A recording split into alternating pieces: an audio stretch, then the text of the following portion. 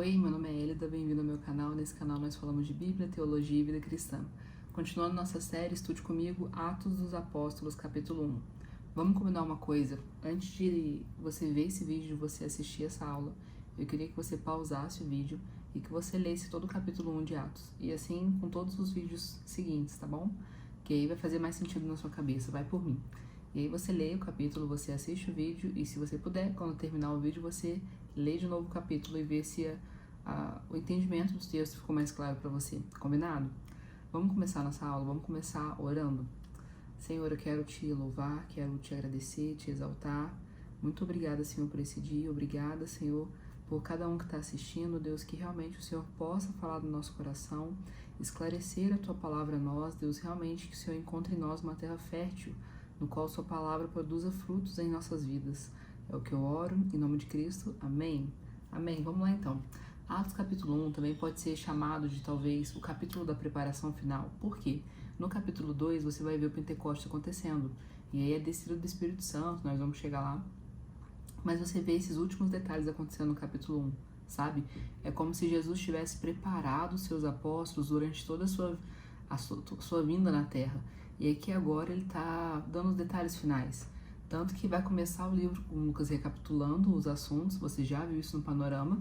E aí, continuando, você vai ver que os discípulos eles estão com Jesus ali durante 40 dias após a ressurreição de Cristo. E aí Jesus fala com eles, fiquem em Jerusalém. Então você vê esses últimos detalhes. Se a gente pudesse fazer uma comparação, seria quando você vai receber alguém na sua casa ou você vai organizar uma festa, um evento. E aí tá tudo pronto já, tá quase perto do dia, mas falta aqueles detalhes finais, sabe? Como, por exemplo, ajeitar o prato na mesa ou organizar o guardanapo. E aí eu vejo muito esse capítulo 1 como sendo esses detalhes finais pré-Pentecostes, tá? Então, nós temos essa continuação aí. E aí Jesus fala com eles, fiquem em Jerusalém, fiquem reunidos, até que vocês recebam a promessa do Pai. E é interessante que isso aqui faz muito paralelo com Lucas 24. Por quê? Esse fique em Jerusalém nos lembra a história de Emaús, né? Os discípulos que não ficaram em Jerusalém foram até Emaús.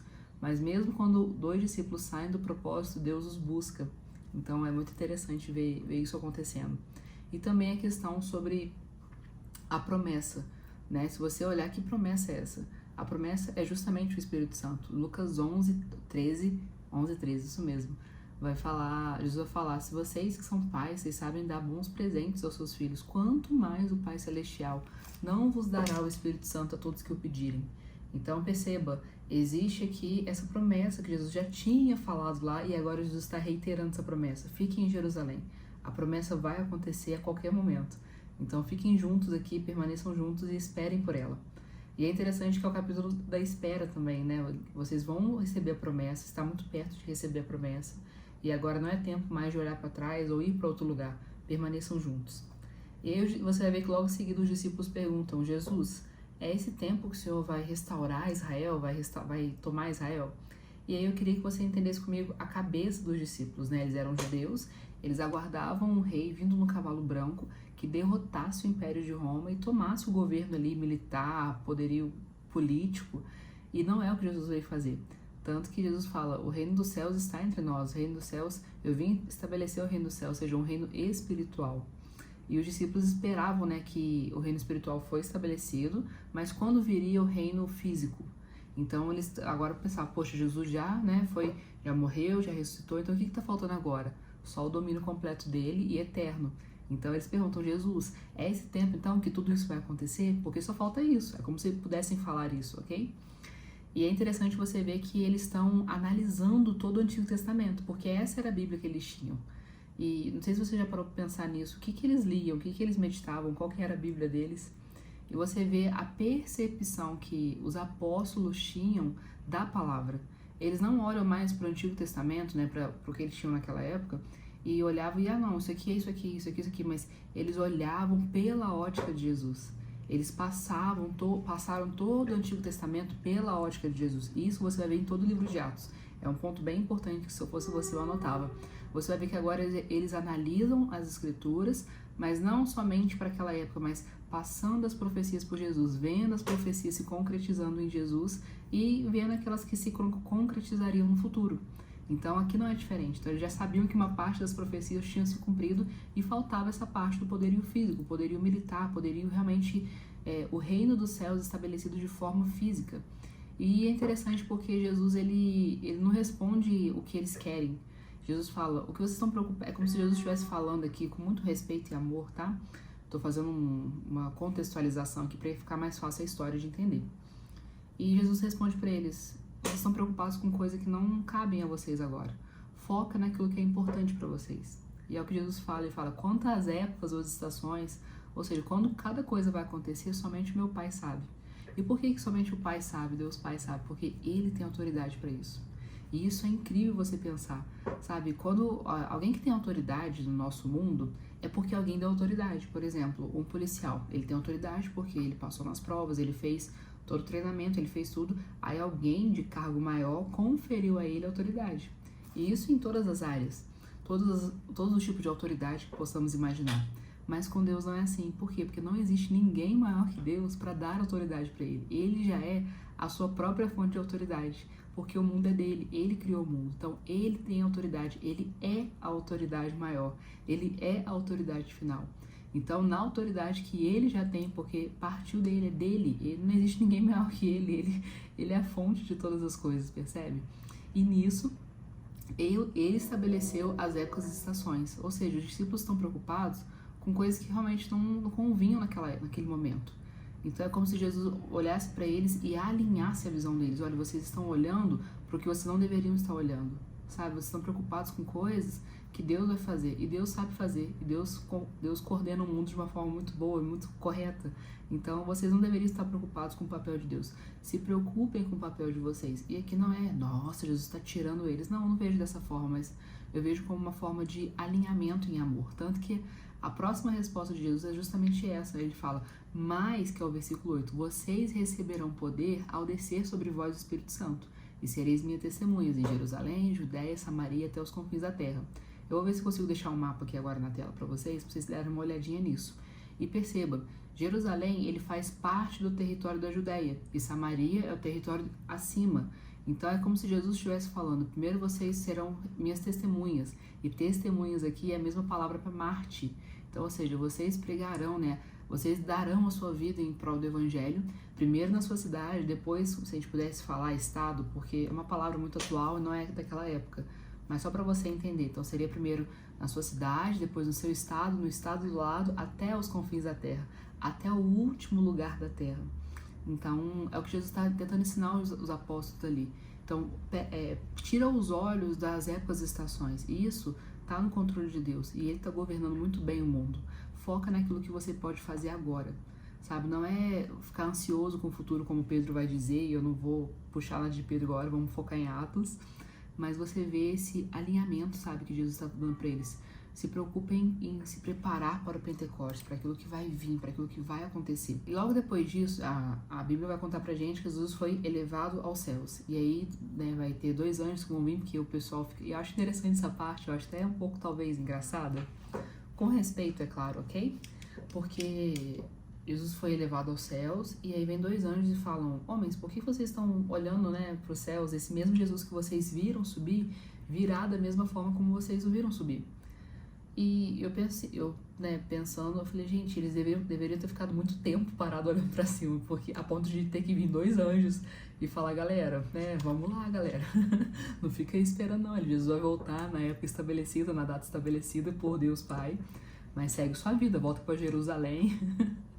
E é engraçado, né, porque eu acho que se fosse uma coisa muito rápida, talvez não precisaria de anjos, eles só olhariam, beleza, né, glória a Deus, Jesus foi... né, realmente foi elevado aos céus, agora vamos voltar, galera. Não, eu acho que talvez eles ficaram tempo demais ali. E aí continua, né, eles voltam para Jerusalém. E aí quando vai falar sobre a volta deles, por quê? Onde eles estavam? Eles estavam no Monte das Oliveiras. Lucas fala isso pra gente. Eles estavam em Betânia, que é um lugar que fica na encosta do Monte das Oliveiras. E aí eles voltam para Jerusalém. Só que essa volta de Jerusalém acontece no sábado. E aí eles falam, a Bíblia faz questão de falar pra gente, o 12, né? Então os apóstolos voltaram do Monte das Oliveiras para Jerusalém. A distância até a cidade é de cerca de 1 quilômetro. Por que faz questão de registrar isso? Porque eles estão no sábado. O sábado é o dia de descanso deles. E no dia de descanso eles não poderiam exercer atividades, né, segundo as tradições, que caracterizassem trabalho, ou atividades que não caracterizariam descanso. E aí você vê que existia essa regra rabínica, que num sábado você não poderia caminhar mais de 1 quilômetro, porque senão você estaria quebrando o descanso. Então, por isso que algumas versões também da Bíblia falam caminhar uma distância de um sábado, porque a distância de 1 quilômetro, o máximo permitido de se caminhar em um sábado. Então, mostra que também eles guardavam a lei, eles estavam guardando a tradição judaica deles. E aí eles vão estar juntos ali, as mulheres, mãe de Jesus, os irmãos de Jesus. Sim, Jesus tinha 4 irmãos, Marcos 6,3 vai falar isso pra gente. E aí eles estavam juntos, reunidos em oração, e é uma coisa muito importante, porque isso aqui é um tempo de espera, lembra? Então, no tempo de espera também é um tempo de estarmos juntos com os nossos amigos, irmãos na fé, em comunidade e em oração.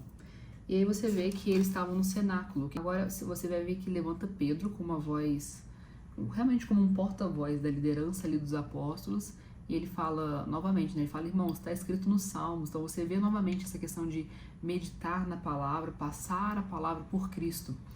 E aí ele fala, irmãos, nós sabemos que Jesus, ele tem 12 apóstolos, né? Só que um já era o filho da perdição, um já estava desde o começo sentenciado, talvez, podemos usar essa palavra, estava ali, né, para essa questão, mas nós precisamos colocar outro no lugar, para a obra que Deus tem. Então eles fazem ali, tiram sortes. Essa questão de tirar sortes é a última vez que você vai ver isso acontecendo no Novo Testamento, registrado no Novo Testamento, tá? E tirar sortes poderia ser de várias formas. Alguns chegam a dizer que usavam urim, tumim, que eram as pedras que ficavam na roupa dos sacerdotes. Outros falam que eles colocavam o nome numa caixinha e faziam um sorteio, como forma de dizer, Deus pode intervir nesse sorteio, Deus pode intervir no resultado das pedras, ou em qualquer outra coisa, como forma de dizer, Deus está presente nessa escolha que estamos fazendo. E eles tiram sortes, e entre 2 pessoas a sorte cai sobre Matias.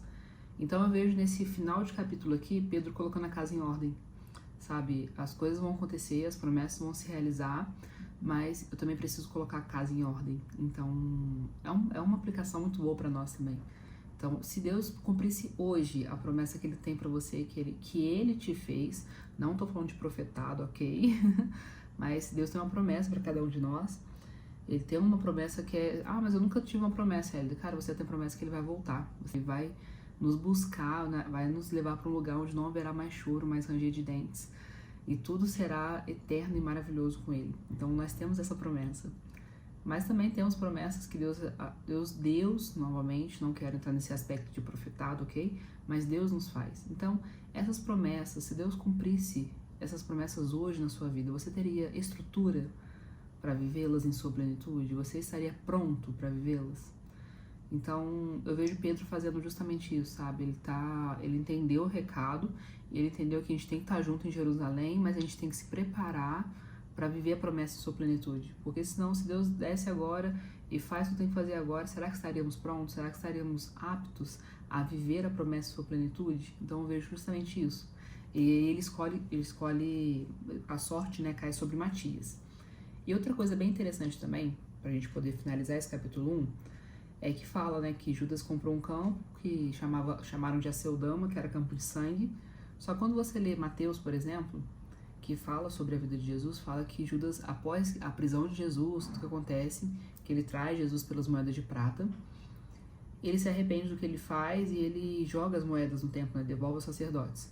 Só que essas moedas estavam sujas de sangue, então os sacerdotes não podiam fazer nada com ela.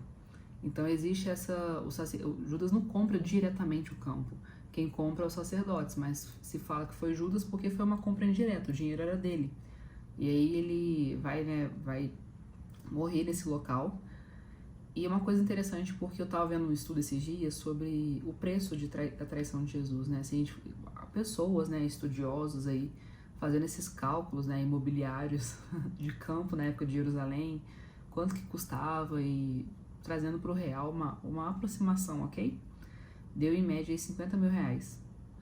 Novamente, né, é um valor aproximado e são fontes que eles estavam buscando, não sei que tipo de fontes, mas é bem interessante você ver, cara, quão baixo foi esse valor. Talvez para você é alto, mas acho que nenhum valor do mundo se equipara a Jesus, né? E não vale a pena trair Jesus nem por dinheiro nenhum.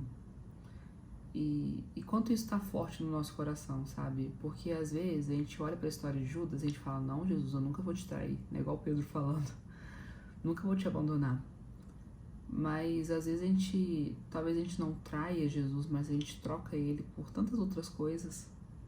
E eu sinto, sabe, esse convite do Senhor de realmente analisarmos a ótica na qual a gente enxerga, da gente mudar a nossa ótica, da gente enxergar o que está atrapalhando a gente de nos tornarmos maduros para viver as promessas de Deus e o que também está nos fazendo trocar Jesus.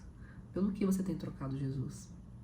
E é muito forte isso, é uma coisa que a gente tem que pensar e analisar. E o capítulo 1 fala de tudo isso. Espero que você tenha gostado.